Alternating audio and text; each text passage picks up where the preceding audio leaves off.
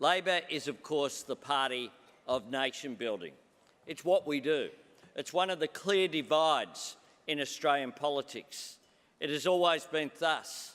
You think of the great nation-building projects, whether it's the Transcontinental Railway, whether it's the Snowy Mountain Scheme, whether it's investment in our roads and railways, airports and ports. It is Labor that understands that the way that you build prosperity is to invest in physical capital through infrastructure and invest in human capital through education and training. It's one of the great divides in Australian politics.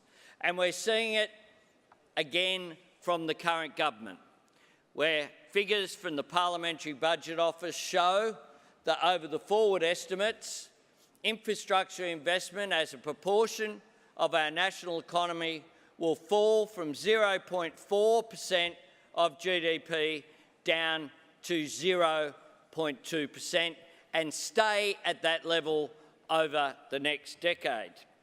The chapter before us is a blueprint to addressing the challenge of an incoming Labor government if we're successful at the election in just a few months' time. Our starting point is very simple, that good infrastructure projects create jobs and economic activity in the short term while driving productivity in the long term.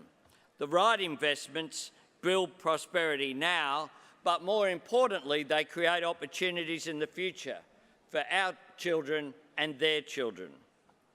A shortened Labor government would return to the independent, evidence-based process for project selection that we pioneered when we were last in government when we created Infrastructure Australia.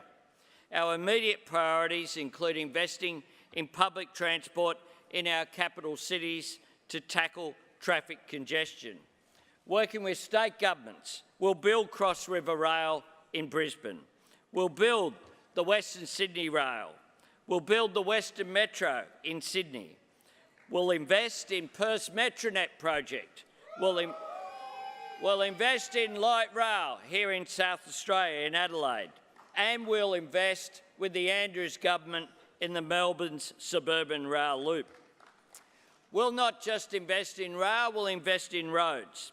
And when we invest in roads, we do it not just to build productivity, but also to make our roads safer for all who use it.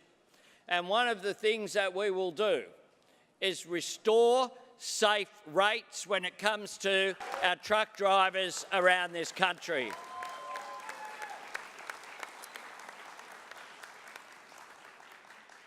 The fact is that after years of decline in the number of fatalities on our roads, in the last 3 years, that reversal has now been that we're seeing an increase in fatalities on our roads. And some of that involves heavy vehicles. We will deliver safe rates. We'll do it in a way that doesn't damage the economy, because safe rates will actually boost productivity, boost safety on our roads, make sure that people can go home at night after work. We'll re-establish the Major Cities Unit within Infrastructure Australia. We'll work closely with states and local government to forge genuine city partnerships, not just in our capital cities, but importantly in our regional cities. Our second priority will be about regional economic development. Labor, of course, is the party of the bush, built by working people who understand the value of solidarity. We want our regions to be stronger so that the commodity-based industries that they rely upon can grow and create jobs and export income. Labor's decentralisation plan isn't about moving a few public servants to Barnaby Joyce's electorate.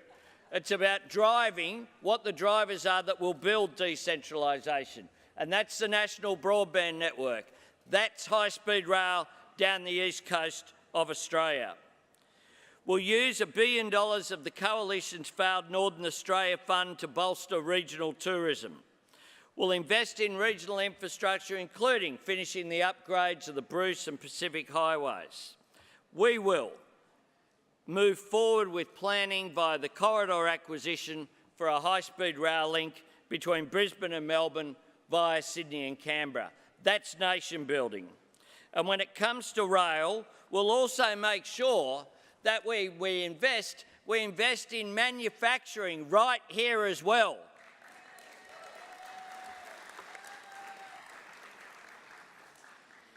There are a large number of rail projects planned or underway. We want to make sure that those railway carriages are built here with steel and inputs that are produced here as well.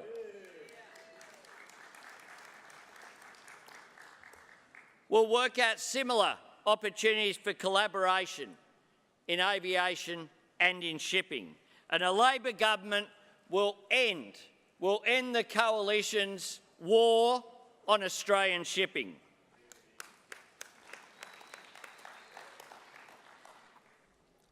We wouldn't accept foreign-owned trucks with non-Australian drivers being paid foreign wage rates down the Hume Highway if goods have to travel from Sydney to Melbourne. We shouldn't accept it on the Blue Highway either. It is that simple. I want to see the Australian flag on the back of Australian ships with Australian seafarers around our coasts.